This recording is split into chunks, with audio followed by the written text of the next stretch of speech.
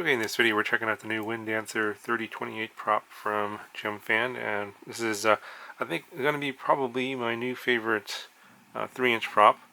Now what's interesting about this prop is it's kind of a hybrid prop.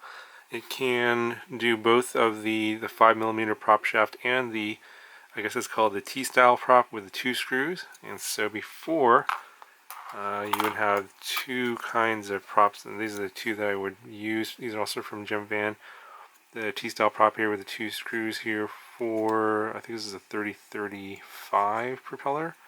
Yeah, as you can see here, this is a 3035 propeller, and then the other one for the 5mm prop shaft, this is the 3052. It kind of looks like the larger version of the 2.5-inch prop that uses the T-style mounting. But you can see much, I guess the 3052 is much higher pitched than the 3028. So if we put these next to each other, let's get the correct one here. Yeah, I'm not sure if this is going to show up in camera or not. I'm not really sure if you're going to be able to see that, but on the 3052 on top, you can see it looks like it's much, in terms of the pitch, is much steeper than the 3028. Obviously, that's what the numbers indicate. So you could use the 3028 in, I guess, a situation where you're higher kV motor, for example, or more voltage, perhaps to provide less strain on the ESC. And this actually has, according to the numbers, less pitch than the 3035 here. And so this, the way the hub here is kind of unique design, and allows you to use this little piece here that goes inside the hub. And the camera's not focusing. So there's this piece right here that you can stick into the hub there that will convert the prop from the regular 5mm hub hole to the one with the T-style props. And yeah, the camera is just not able to focus on this little tiny piece here. And the way this thing works is it only comes in up through the bottom, and it's like at an angle so that it won't go in the other way. So I tried putting it at the top and I wasn't able to, but you can put it through the bottom here. I guess that's to keep it in place so you don't lose it. And then when you have it in there like that, you basically have the T-style prop where you can use the 2 holes there and then the M2 screws to mount to a regular motor that has the T-style mount. So you can use it in both situations, which is kind of nice. And because of the pitch and the way this is shaped, I think it's going to be a pretty efficient prop.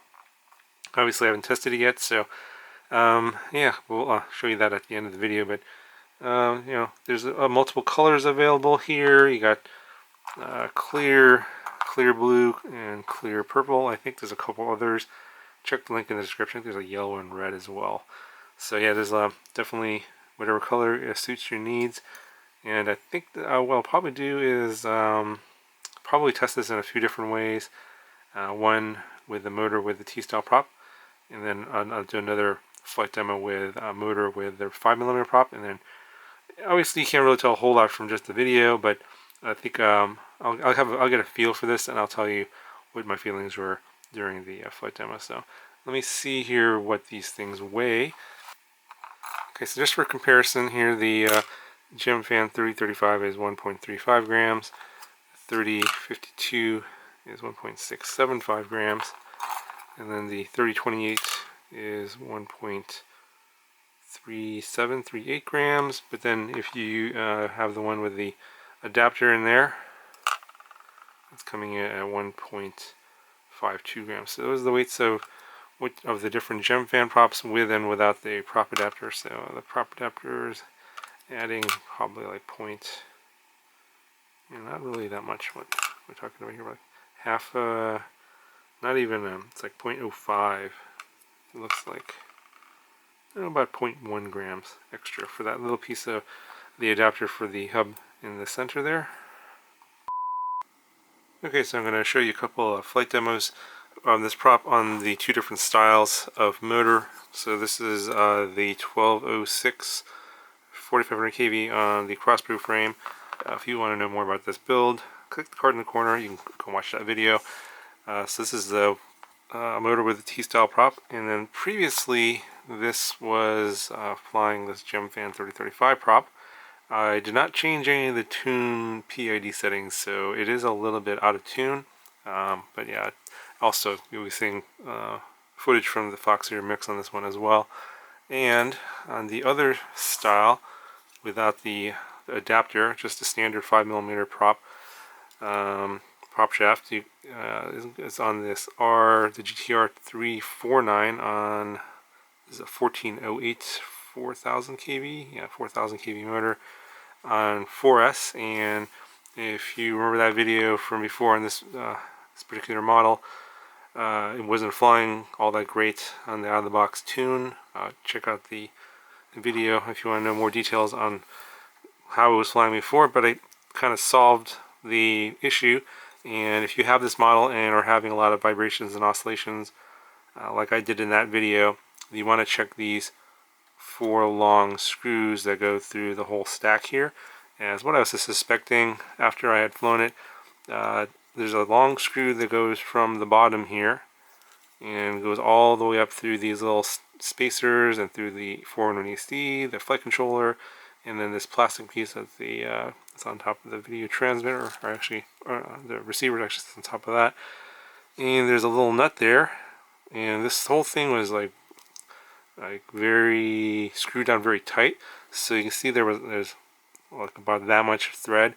It was screwed down so tight, almost twice as much thread, or twice as much. You can see twice as much screw there. So I loosened it up quite a bit to the point where now this flight controller, you can see here, I can actually move it, whereas before I was not able to. And then so now this silicone or rubber grommet here that's supposed to help with vibration dampening, it's going to work a lot better than it being totally squished down. I mean, it was squished down to the point where it looked like it was actually popping out. So this is the thing about bind and flies, is they're not all exactly built the same, because they're not all built by the same person in their assembly factory, and sometimes they're going to tighten down things tighter than other people, and it's probably because they're using like an electric or power drill or power screwdriver or something like that, and just, you know, basically they're trying to make sure that it's nice and secure, but they don't, you know, they're probably never flown a drone before. You know, they're talking about people that just assemble stuff. Obviously they're given instructions, and I think this is one of the instructions I'm going to tell Diatone they need to pay more attention to, is to not hinder the vibration capabilities of the dampening grommet here on the flight controller, because that does make the tune completely useless. Anyway, I decided, in addition to fixing that, I also swapped the prop out, as you can see here, and I also reversed the props, so they're now spinning the other way, not the normal way, and that's something I normally do anyway. So those are all things that I changed, and I'm using the same. When I flew it, when I did my first test, I flew it on the same tune that it was on before, with the original prop, which was the Gemfan 3052 prop, I believe. That was the one it came with. And so I used the same tune with this new prop, with the adjusted loosening of the stack here, and it did fly better, but there was still a little bit of vibration. So what I ended up doing in the actual flight demo that you're going to see of this at the very end is going to be on a Betaflight 4.0 beta build. So this is not recommended that you do this. You should probably just try and fiddle with the, I think it's 3.5.3 was the firmware that was on there before, and probably adjust the filtering. But I just felt like going straight to Betaflight 4 because I heard that it flies a lot better than 3.5. I think it has better filtering, or some sort of filtering magic in it. Don't ask me, I don't know. I just read that somewhere on Facebook. So I just flashed it. Default Betaflight 4.0 PIDs on, gosh, I don't remember the build number. It's something like January the 4th, something like that, 2019. And that's the flight you're going to see without any PID tuning, just the changing of the props, loosening of the screw here. And I thought, out of all the times I flew this, I thought it flew the best. So that's what you're going to see, this flying the best that I've ever seen it on this particular prop. And you'll hear my commentary as I talk about it flying around over the soccer field. So those are the two flights you're going to see on this prop. So hopefully that'll give you an idea how this prop will perform. So far I'm liking it. I think the jury is still out for me as to like whether or not I'm going to use it in a lot of situations. But I think for me, I'm probably going to end up replacing this 3035 prop with the 3028 prop, the new one here, on a lot of my T-style builds, because it does seem like it's efficient. It's not very amp hungry, and it does seem like it's not too, I guess, doesn't cause too much vibrations and oscillations. So my initial impressions are the prop is pretty good. I'm going to try and acquire some more of these and swap more of these out, and swap out this prop for the new one. So I think that one's going to be my long-term prop on the 3-inch here, and I like the fact that you can use the same prop on two different style motors. Anyway, enough of me rambling. Here's the flight demos.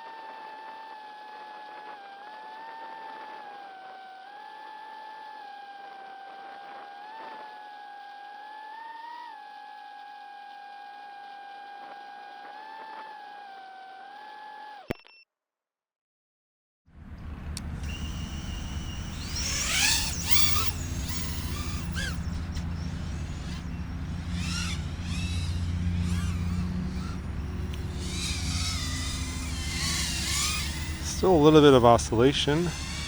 Sounds better on this prop.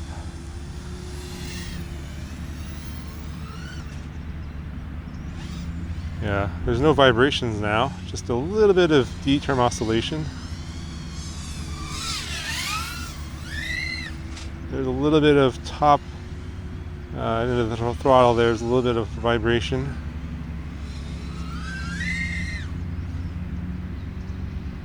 Not too bad. Much better than before.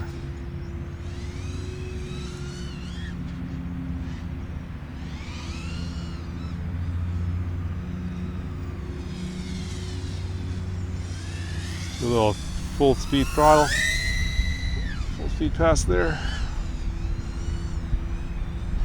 Let's do another one. A little bit of pull to the right again.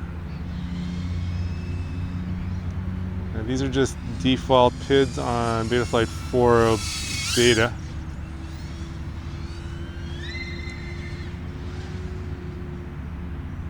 Power loop looks pretty smooth.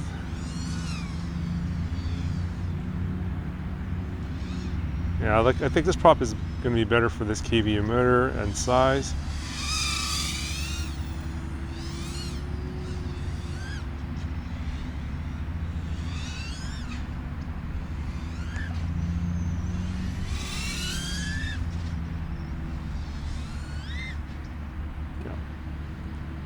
So far so good. I definitely like it better than on the older prop and the older firmware.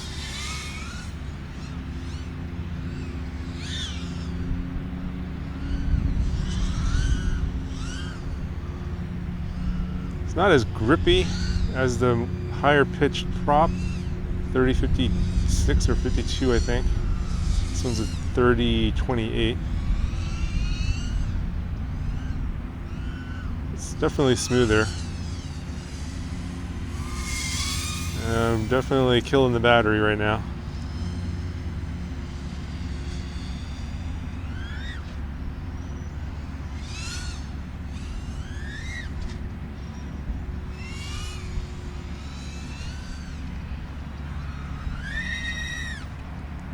There we go, a low battery warning.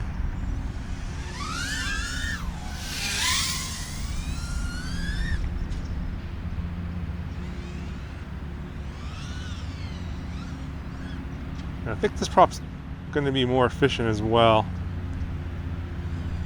Not as amp hungry.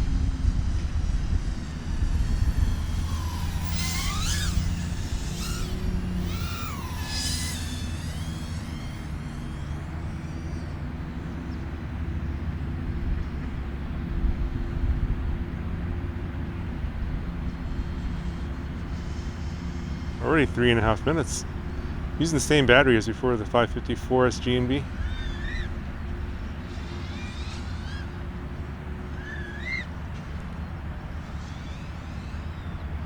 So yeah, definitely happier on this setup.